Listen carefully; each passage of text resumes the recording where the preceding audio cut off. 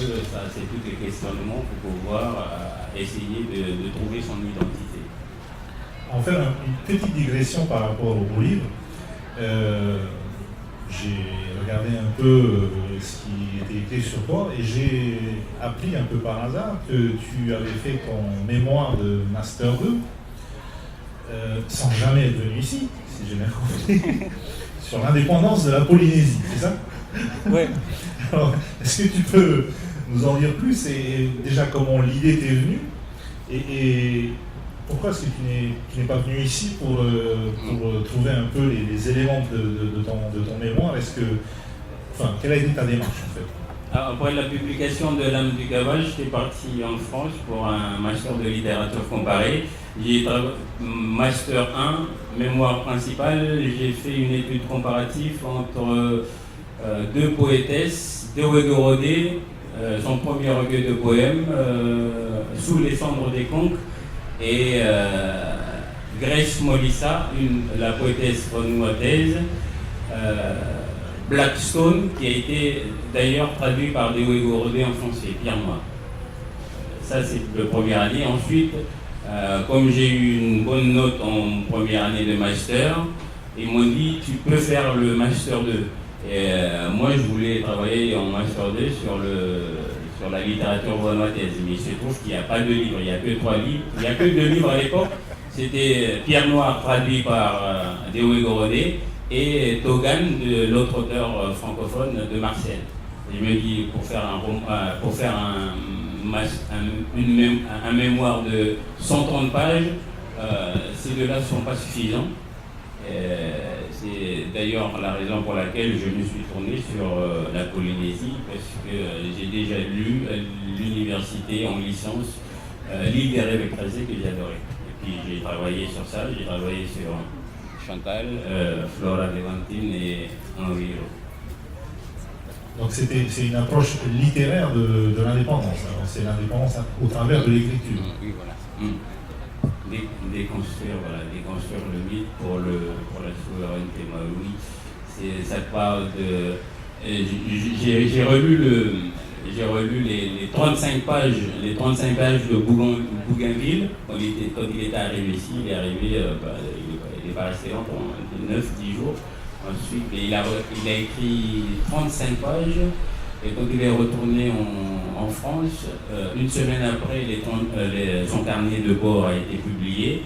Et il a été en Amérique du Sud aussi, mais il n'a pas écrit 35 pages. Il a écrit moins de 10 pages. Et donc, les autres escales qu'il a fait, il n'a pas écrit plus. Il a écrit plus de pages sur la Polynésie, pour l'accueil des gens, la gentillesse des gens, les fruits, la mer, la plage.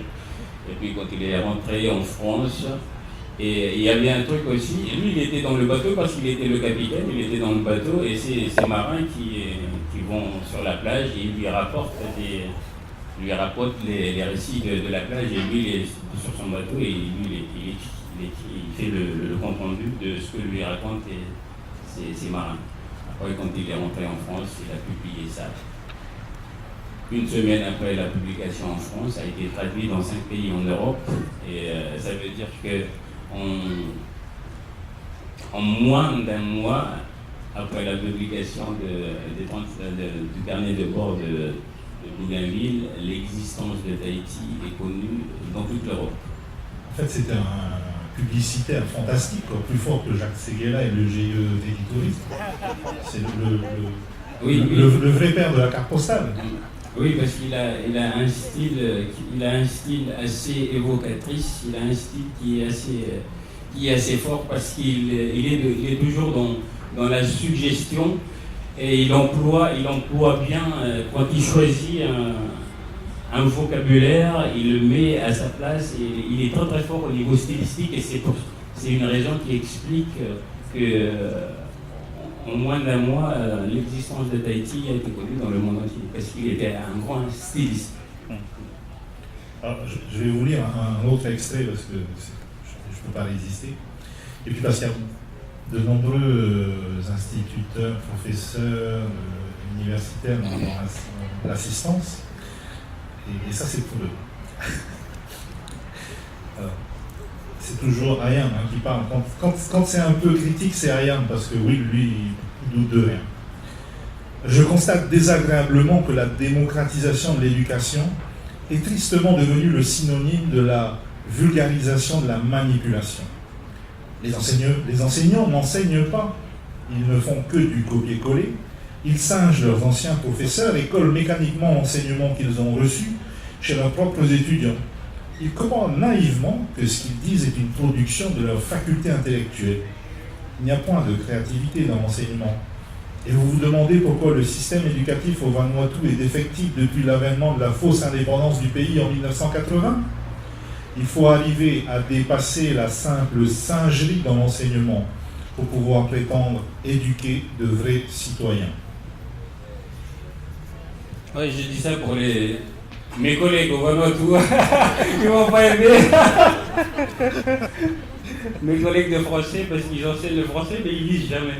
J'ai écrit ça pour eux, en fait. Enfin bon, c'est pas toi, c'est Ayam qui dit ça. Donc, ah oui, tu vois bien. Oui, voilà, il y a deux. C'est l'avantage d'écrire. Hein. Il y a toujours la limite est très fine entre le personnage, ce personnage-là et l'autre. Alors, une autre chose que j'ai notée dans ton bouquin, c'est ta grande, je ne vais pas dire haine, mais ton aversion pour la mondialisation. Quand on lit bien finalement les réflexions de Ayam, on se rend compte que pour lui, malgré l'indépendance ou la fausse indépendance de 1980, il n'y a pas d'indépendance parce que de toute façon, la colonisation est toujours là. Elle a juste changé de nom, elle s'appelle mondialisation. C'est un peu ça où je me trompe complètement. C'est ça. Oui, la mondialisation, ça c'est la lecture. Ça, le livre est également nourri de beaucoup de lectures. J'ai lu beaucoup de livres d'une sociologue suisse, il s'appelle Jean Sigler. Et Jean Sigler, il parle à chaque fois, c'est la honte de l'Occident, des livres assez réalistes. Et Jean Sigler, il est un humanitaire, il travaille à l'ONU et à chaque fois il va en Afrique pour apporter toutes les aides humanitaires. Et c'est à partir de ces lectures-là que je me suis rendu compte que en réalité, c'est pas seulement le Vanuatu qui est concerné, en fait, c'est tout le monde entier. La mondialisation va faire du monde entier quelque chose qui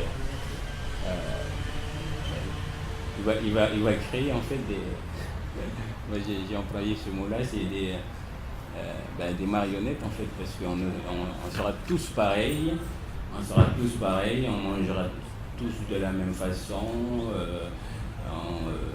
on parlera tous l'anglais si la francophonie ne résiste pas suffisamment. Ou le chinois, non? Ah oui, ou le chinois, oui, voilà. Et puis, je me dis, et pour moi, c'est une idée effrayante de se dire, on est tous pareils, on s'habille tous pareils,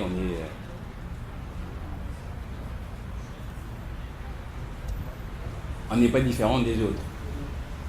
On est tous pareils, et c'est ça qui me fait peur en fait, et ces lectures-là m'ont beaucoup aidé à aborder cette notion de mondialisation. Alors j'ai plus de micro, mais je parle fort, c'est pas grave.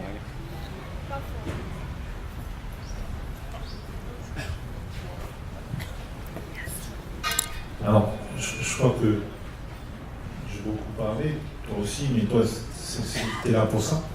On va faire parler un peu le public. Je suis persuadé qu'il y a des questions dans le public par rapport à la fois ton écriture, ton parcours, ton expérience. Mesdames, Messieurs, la parole est au public.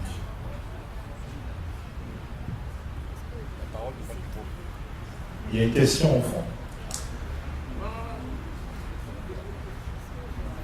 Alors le faux moine bouddhiste qui est à l'arrière a une question.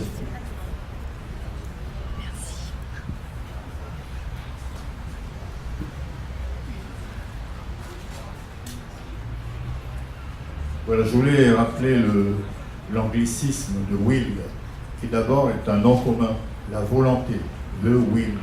C'est encore plus intéressant. Comme une volonté de puissance de l'esprit, quoi. Si on pense un peu à la poésie nietzschéenne. Nietzsche.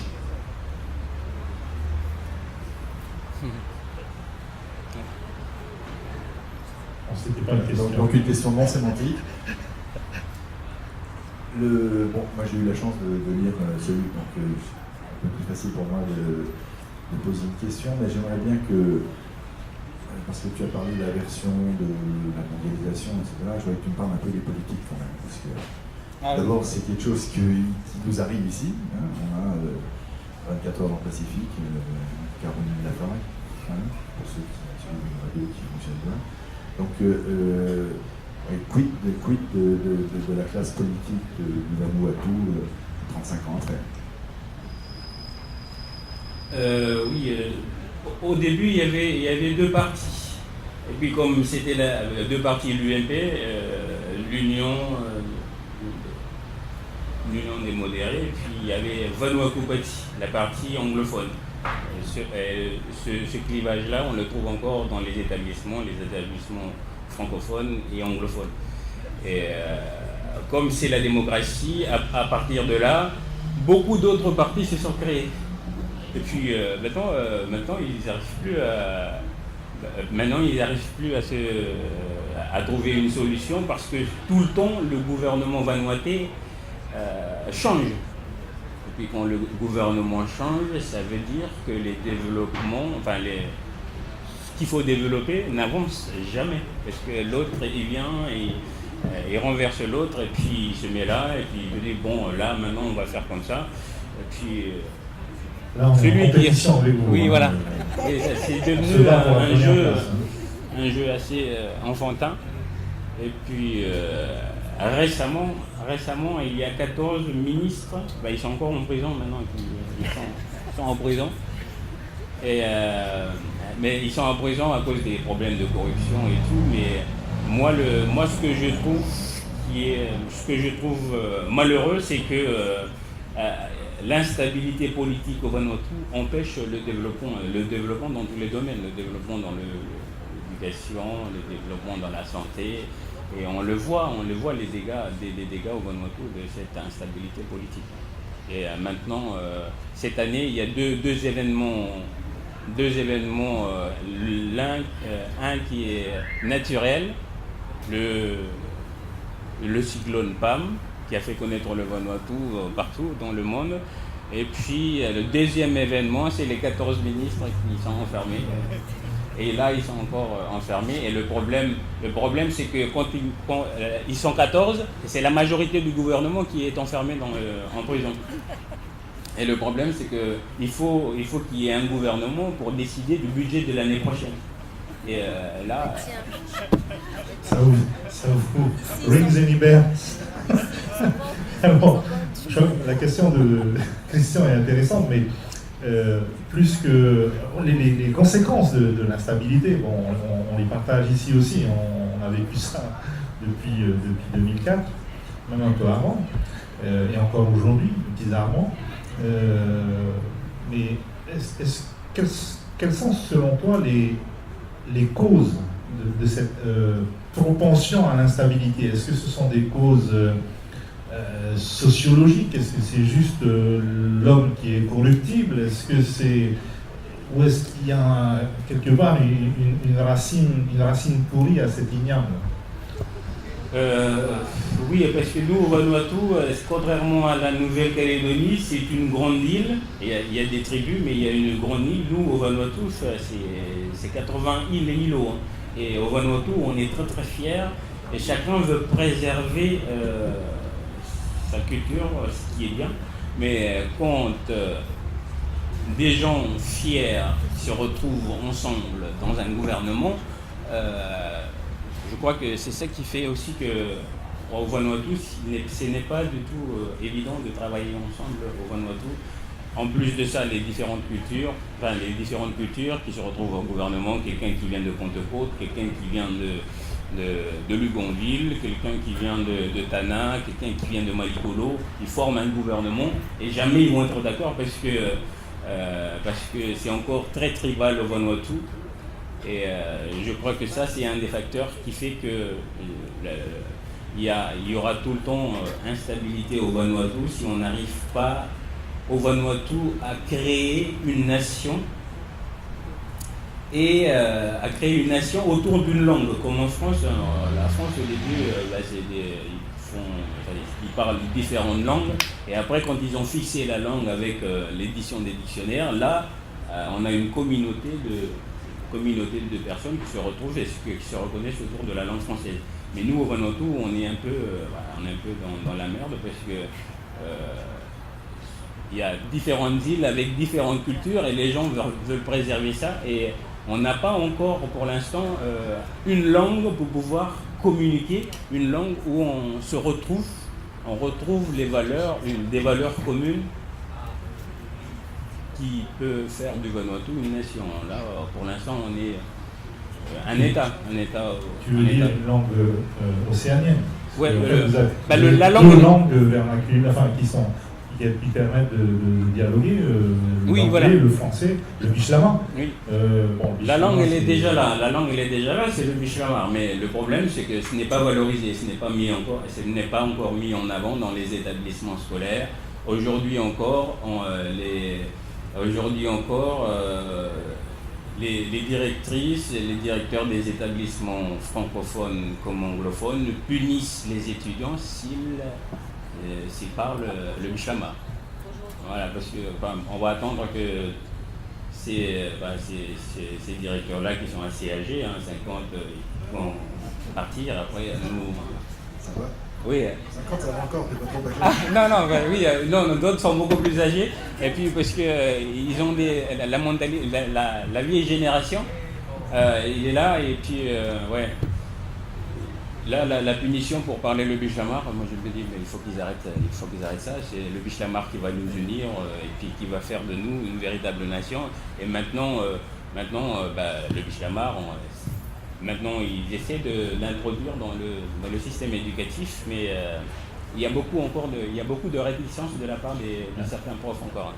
C'est encore plus paradoxal que chez nous, parce que, ici, une certaine partie de la classe politique, plus en plus, aujourd'hui, se bat pour faire du Reo-Keiti ou des langues polynésiennes, des langues officielles. Et puis, on a l'avantage ici de pouvoir accuser encore le méchant colonisateur, de vouloir nous empêcher de faire de nos langues des langues officielles.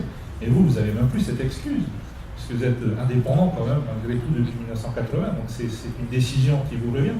Est-ce qu'on retrouve chez vous les mêmes phénomènes qu'on a observés ici? Alors, je ne sais pas s'ils sont issus du dénigrement et du déni de pratiquer sa propre langue, qui a été une pratique coloniale, je pense aussi bien chez vous que chez nous. Je ne sais pas si vous avez eu le coutillage comme ici, c'était peut-être autre chose. Mais on retrouve les mêmes systèmes. Au Pays d'Oc, ici, dans pas mal de coins de l'empire colonial. Mais est-ce que finalement aujourd'hui, c'est pas une forme d'autocensure que vous pratiquez par rapport au bichlama, par rapport à d'autres langues océaniennes? Je me souviens, décidément, les micros seront fâchés avec nous. Je me souviens d'un débat à l'université il y a quelques années. J'avais entendu un éminent professeur nous soutenir qu'on ne pouvait pas décemment vouloir que le Reo-Keiti devienne langue officielle, puisque ce n'était pas une langue appropriée pour l'abstraction. Est-ce que ce genre de bêtises a également cours chez vous? C'est ça, parce que tous les profs, je vais parler du contexte éducatif, tous les profs qui enseignent aujourd'hui, qui enseignent les langues, les profs d'anglais, les profs de français,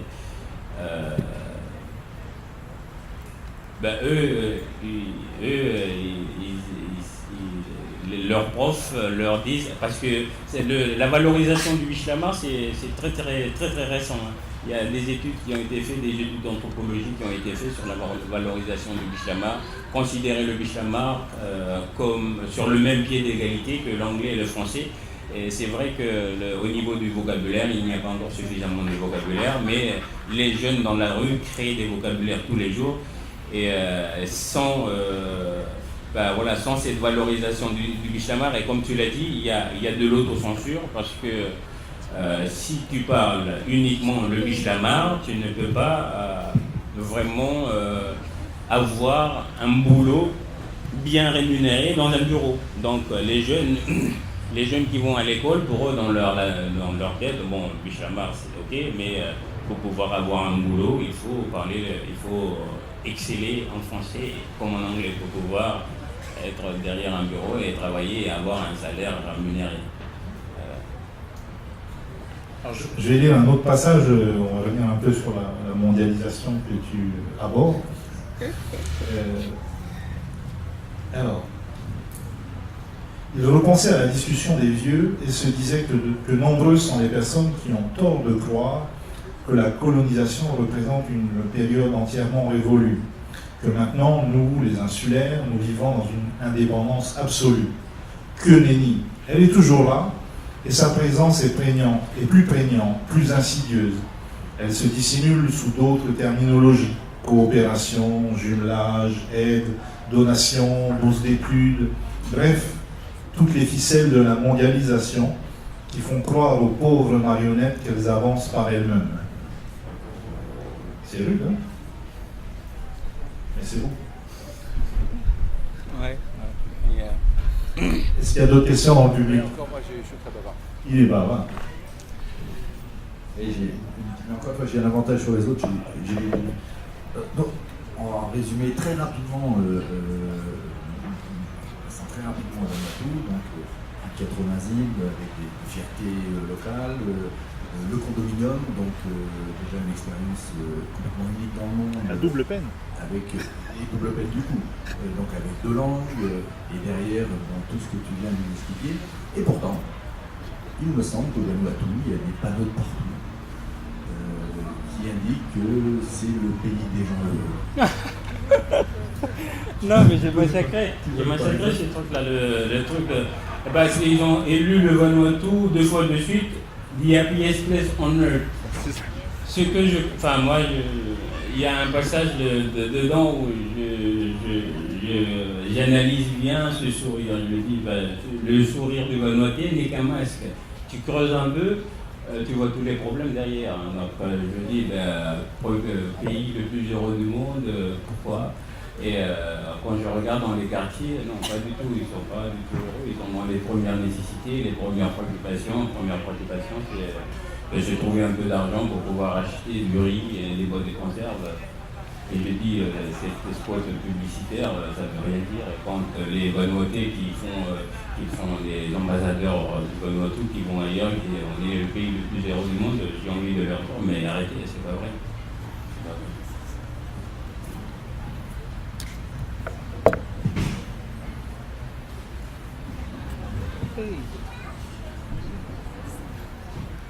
Moi, j'ai à peine commencé à lire ce livre, mais je suis sous le choc. J'ai certainement continué.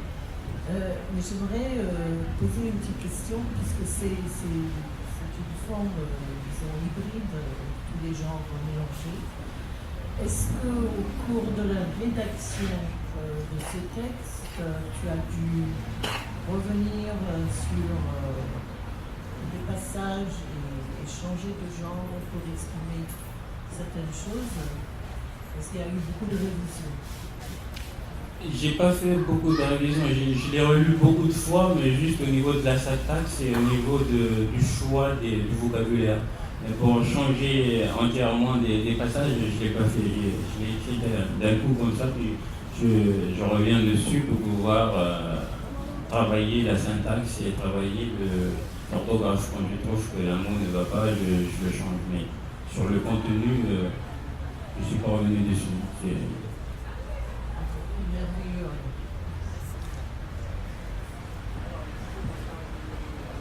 Question parmi le public?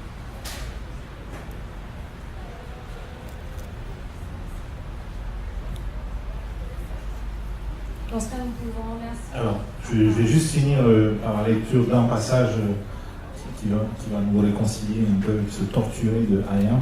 Ah oui, parce que là, lui, il ne lit que des passages qui sont assez forts, mais le roman, c'est un roman d'apprentissage en fait. Le jeune homme qui est très exemplaire au début, il se réconcilie avec lui à la fin, il grandit à la fin. Oui, c'est pas un écorché vif permanent. Hein. Alors, mais ce passage-là, il est pas méchant. Je trouve qu'il est très beau. Laisse-moi juste finir. Pour sublimer mes racines, pour bien les apprécier, pour mieux les préserver, il me faut m'en détacher.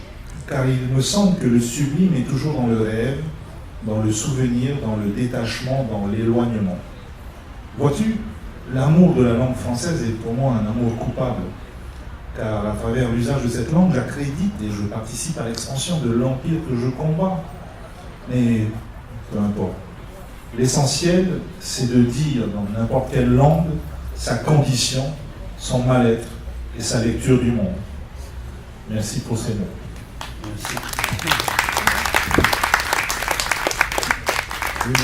Je vais faire un petit point quand même pour te dire, Paul, comme on est content de t'avoir au salon en Polynésie, que je pense également que tu es le premier auteur de la nouvelle tête qu'on reçoit, donc peut-être vous êtes que deux. Oui, on est deux. Mais on est très content d'écouter cette voix qui vient un peu quand même nous rafraîchir, nous bousculer, nous faire réfléchir.